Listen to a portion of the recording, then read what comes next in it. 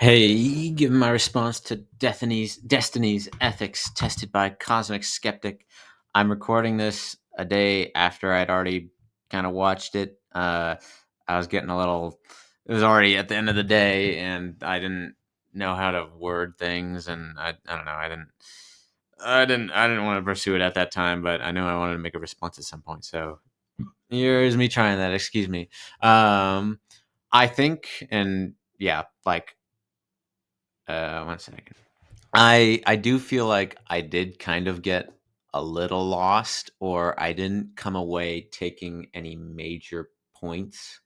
Um, I did have some reactions, or like, oh, I resonate with this, or I connect with this, but nothing where I was like, I don't know. I didn't feel like I changed my. I don't feel like my understanding changed very much, or I was. I didn't feel like I was really pointed towards something that made more sense to me, um, and it felt like Alex was trying to point Destiny towards like an idea that you could choose, or it could be just as sensible to believe in morality as it is to believe in like the tangible world that we see and touch and taste and smell and stuff like that.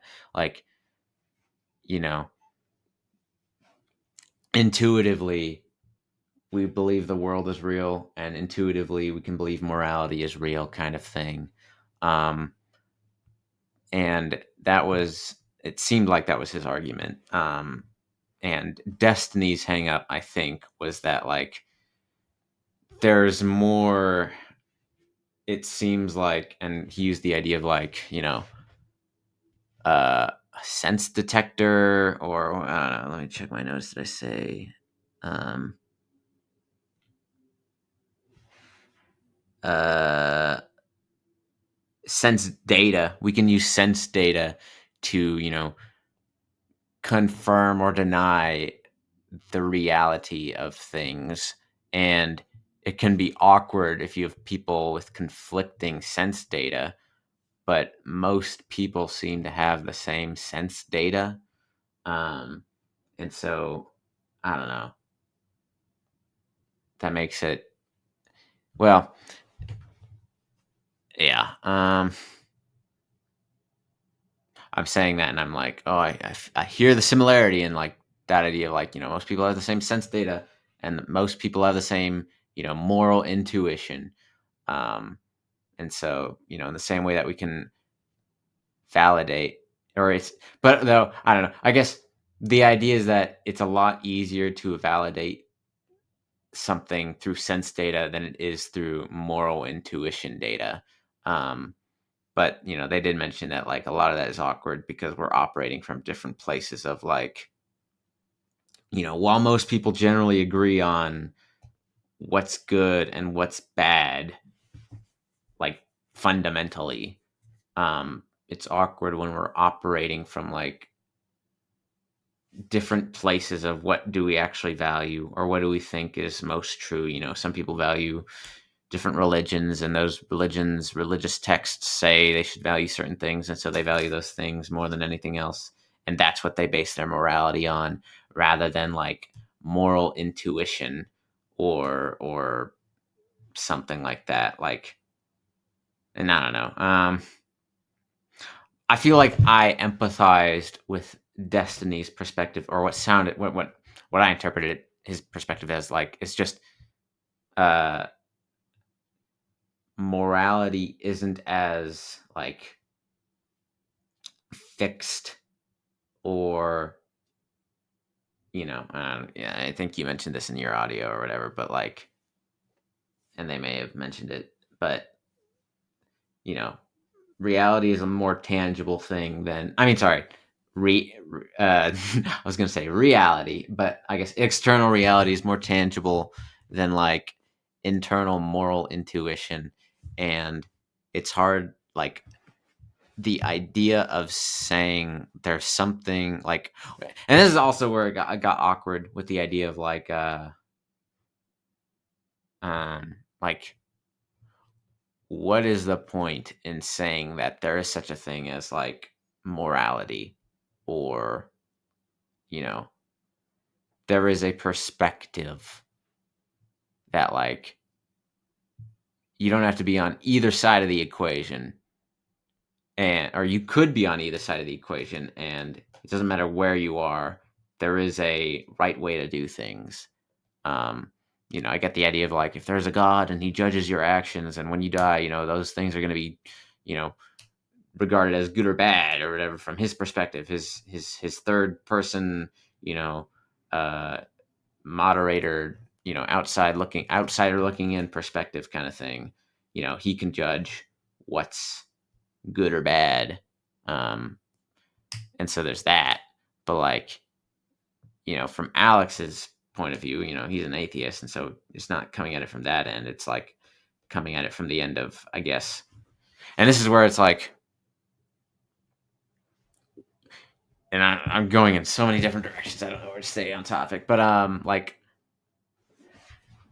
just kind of like, yeah, I don't know where to go. I guess one of the things I wanted to, like, Destiny started, I think, kind of talking about, I don't know, his perspective was like, as I understood it, ethics is a way of treating people that's generally ultimately going to be in your own interest, um, or in everyone's interest. Um, but those rules, like, kind of rely on the idea that, like, things are going to come back to bite you, or, you know, you should expect to be on the other side at some point. Like, Alex gave him the example of, you're in a desert island and you find some food buried somewhere and you decide to share it or not.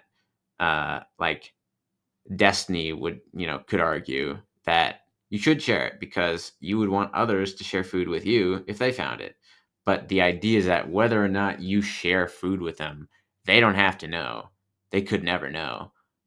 You could just eat it then and there, and they would never have to know. Like, if and you could be granted that, sure, we don't know what's going to happen, but you know, let's say you did. If you did know with absolute certainty that they weren't going to find out, why, and, like, whether or not you gave food to them, they wouldn't know, or it wouldn't make a difference to how they treated you.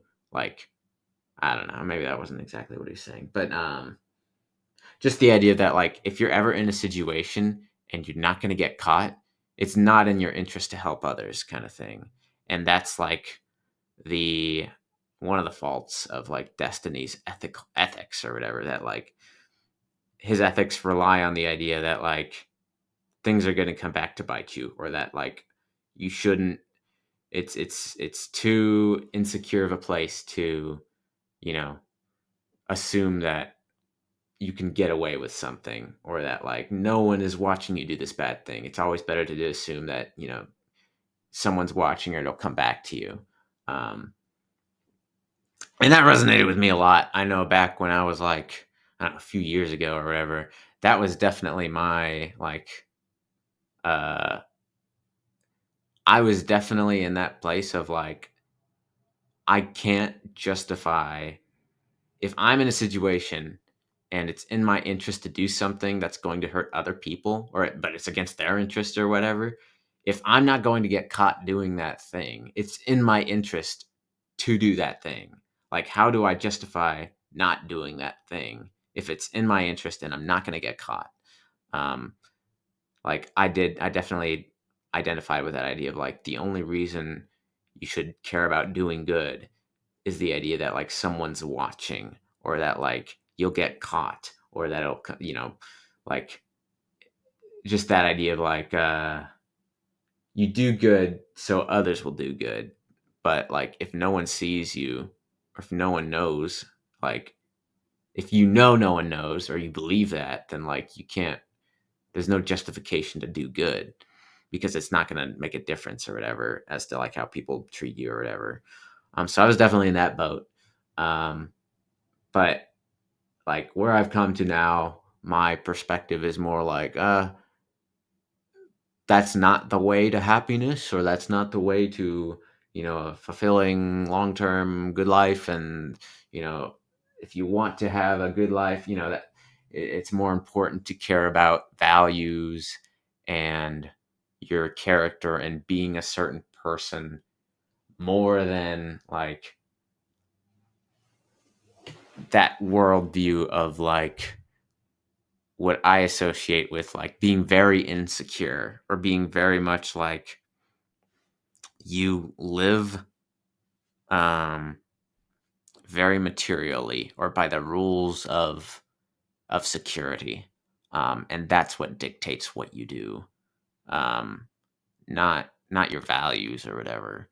But like where I've come to now is, yeah, like there's a state of mind you can be in where you can either only care about your security, care about your material well-being, um or care about your values, care about your character, care about what you express, kind of thing, who you are. um and I think you can be sustained by both mindsets or whatever, or maybe both have their pros and cons. you know Pros of a security mindset is like the idea that external reality does affect you, material circumstances do affect you. you know you're going to feel comfort or discomfort based on your material circumstances. um, and you know the cons of a values mindset is that like you might do things that are against your interest for the sake of your values, kind of thing. I'm thinking, I don't know if you've seen The Crucible or whatever, but like I'm thinking of John Proctor, how he ultimately wouldn't sign the paper that said he was a witch because he didn't want to sign his name to lies, or he'd done a lot of bad in that story up to then, but he was like, I don't want to, this is all I have left. And if I'm signing this, I'm totally just like signing myself to lies, and I care more about, I don't know. I'm not fully articulating it. I need to watch it again to totally get why he cared about not signing his name. But just the idea that, like, I don't know, something that you care about, it's what you would sacrifice yourself for. Um, what people would die for. Um, or give up for. Um, you're gonna you might get hurt by that. You might go to prison, you might get tortured or whatever. But the reason you do that is because you feel fulfilled or sustained or empowered to pursue and prioritize and protect these values, kind of thing. Anyways, that's more where I fall on now, and I do find, like, I think it's more fulfilling, and you're going to have a better time with life if that's the outlook and the way you try to go about things. But I also do respect and have fear for material circumstances, and I think it's reasonable to uh, have that outlook of living under the rules of security, under the principles of security, whatever seems most in your interest, and you treat people well because you believe that's in your interest. But that's all that makes sense. Um, anyways, that was one thing. One reaction I had that I wanted to, I don't know, I identified with, that I felt was relevant to bring up. Um, but yeah, and then Alex brought up the issue that like that it's not very principled. It's very very functional and circumstantial, and like you can't. How What do you do when someone acts dishonestly and their response is, well, I thought I wouldn't get away with it. You can't really be upset with someone like that. um you know if those are your ethical principles, the only reaction you can have is like, well, yeah, I guess you were wrong. You did get caught, so that's that. But like, you can't actually be upset with them. um you know can't think they did anything unreasonable, because it's only reasonable that if you didn't think if you didn't believe you were gonna get caught, you know, why would you not do something that's in your interest? Because the only reason you're doing things that are for others is because you think it's in your interest, and you think it's in your interest because you think it's only in your interest as much as you think you're gonna get caught or whatever. It's gonna come back to bite you. But anyways, that's just yeah that. And then he got into the ideas of like your ethics aren't that much more significant than just preferences. From Tiffany's perspective. And I don't know if I had much to reply to that or an idea of that. I was left feeling like I wish Alex, like I didn't feel like I got an alternative to Alex, or to like from Alex as to what Destiny could do instead. That would make sense. Um, he did bring up the idea of like if you can believe in your internal sense data, why don't you believe in just moral intuition? Um, but like does seem just a little more, yeah, not fixed, and like I don't know. I feel like I needed more to understand how that could be, how you could believe in moral intuition, and how that could be something like as fundamental as external reality, or something that like we could all agree on or validate. Um, when I think of like morality, I don't know. The most I can think of is yeah, there's the view of like what's going to be in everyone's interest as much as possible, maybe, or um, what seems like a principled, I don't know, position that seems reasonable when you apply it to every side of every situation or whatever. But then there's just the idea of that like we all fundamentally hate suffering and hate pain and discomfort and harm. And so everything we should do should be in the pursuit of reducing harm. And, you don't deserve a reduction of your harm any more than anyone else deserves it. Um, and so, you shouldn't, you can't demand people uh, not harm you. You don't have a right to demand that. Um, and no one has a right to demand that of you, but like that would make for a very unsafe world. um, and it's easier, and it seems like we can work from a place of I care about not being harmed, you care about not being harmed. Like how about we all care about everyone not being harmed, and what's the best way we can do that? And there might be like some I was going to say subsets of members of society who you know disagree or who seem in conflict with you. And this is where we get into like even creatures like animals, or people with mental illnesses, um who like fundamentally, or maybe not fundamentally, but just like they seem in conflict with like these people can't respect, or you can't work with these people or these agents or whatever to respect your desire not to be harmed and not to harm. Like they're going to act whatever way they want, regardless of what you want, regardless of what you're willing to do. And that's where it's like, okay, you might be inclined to treat them, immorally, or disregard moral consideration for them because they seem to be incapable of having moral consideration for you or whatever. But that's like still, if we're trying to take it fundamentally and principledly, like you don't have any more right to not being harmed any more than they do, kind of thing. And it's that idea of like, if you harm them, there's, you can't harm them and think you have a right to do that, or think that you're being fair doing that. Um, think that that's your entitlement, that's your right, it's fair, it's good to harm them because they can't respect you. Because ultimately, if you were in their position, you know you would be you would even if you can't even if they can't tolerate you, like you would want to be tolerated if you were them, or at the very least, you would desire not to be harmed, we could say.